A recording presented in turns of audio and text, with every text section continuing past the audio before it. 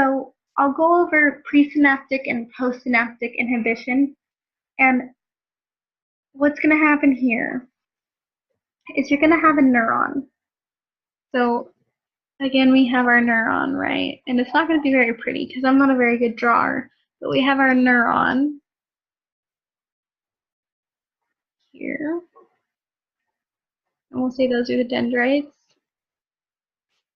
Okay, so here is we have our neuron. And what's going to happen is in a normal neuron, it would end up sending signals from the dendrites, right? That's what these little dots are out here, to some other axon or some other organ or muscle or whatever it's signaling, and it'll cause a response. So I'll write response here, or I'll just abbreviate with an R. So we'll get a response. So we have a response, etc.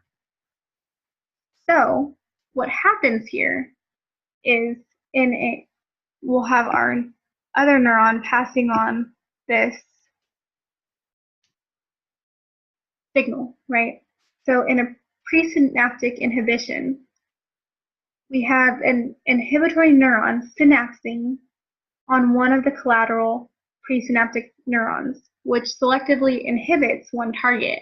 So again, we have a target here, a target here, and a target here. And what this is saying is, if we had another neuron binding here,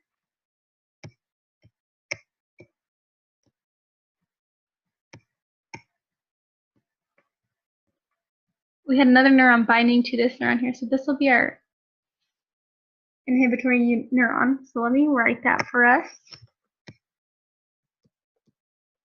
Let's put inhibitory neuron, IN. So we have our inhibitory neuron kind of binding, or it's synapsing with one of our collateral. So this would be a collateral here. So it's synapsing with this specific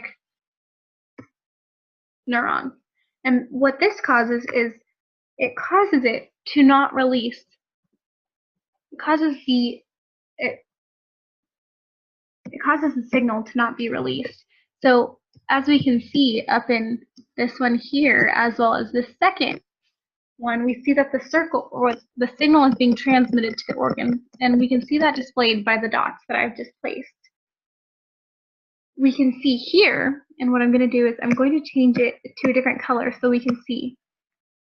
We see here that there is nothing released here. There's no neurotransmitter, there's no signal released to that organ, so there's not going to be a response. So we don't have a response here. So what I'm going to write is I'm going to write NR for no response. And so what you can see here is we have this inhibitory neuron here, and it's synapsing with this other neuron here. When it causes this synapse, or this inhibitory neuron synapses with this other collateral of the presynaptic neuron, it causes it to not have the signal released.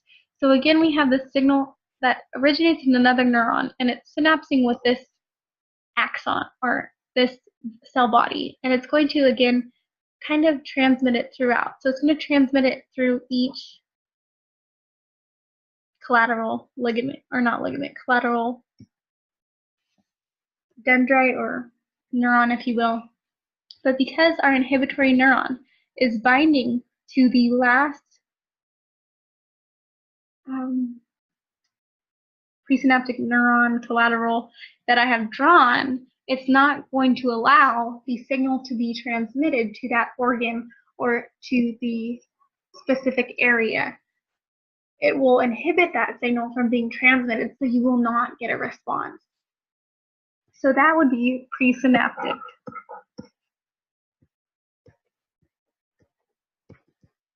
Inhibition. Now, with postsynaptic inhibition, it's a little bit different. So let me just draw it out.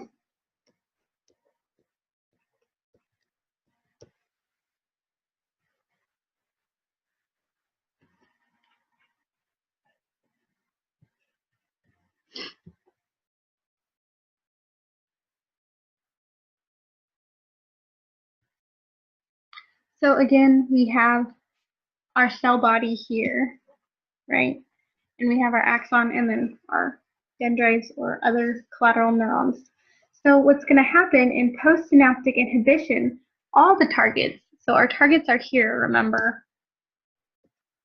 all of these targets on the postsynaptic neuron, which is this whole thing here,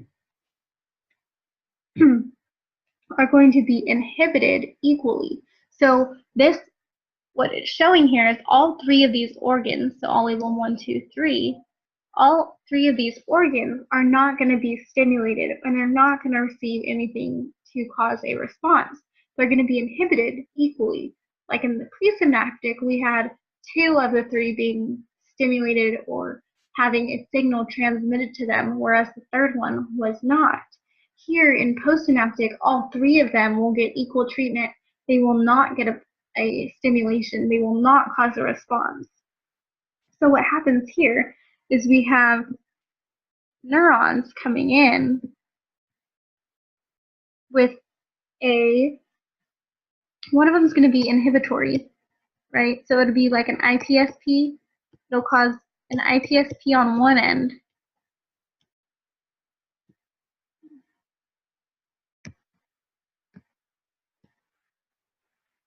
So I'm sorry guys, I'm having a little bit of trouble writing this out for some odd reason. So we'd have an IPSP coming from this neuron here, and then we'd have an excitatory neuron synapsing here, and I'm going to highlight it for us to see. So we're going to have a synapse here. And so we have that excitatory neuron coming in and giving us an EPSP. And what's going to happen is it's going to cause the EPSP and the IPSP to balance. So it's not going to cause a response. So these will balance here, and there will not be a stimulation or a excuse me, or a signal transmitted down the axon to the rest of the organs. So when we have an IPSP and an EPSP kind of balancing out, we don't have any response on any of the organs that are being targeted. So that's the difference between presynaptic and postsynaptic.